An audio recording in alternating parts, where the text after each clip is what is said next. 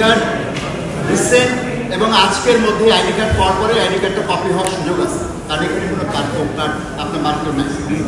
2 নম্বর কথা হলো জাস্ট একটা সিম্পল একটা পেপার, যে পেপারটা আপনারা এটি ডেলিগেট করার চেষ্টা করেছেন এবং আপনারা যে সহযোগিতা চাচ্ছেন, আমি জানি এ পর্যন্ত আমার কাছে ইনফরমেশন আছে 463 জন গণমাধ্যম কর্মী এই কার্ডটা সম্ভবত তারা রিসিভ করবেন বা করেছে।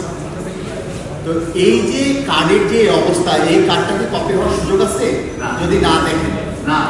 2 নম্বর কথা হলো যে আমরা নিজেরাও লজ্জাবোধ করছি যে এই ধরনের কার্ড আমরা বলাই ছিলাম।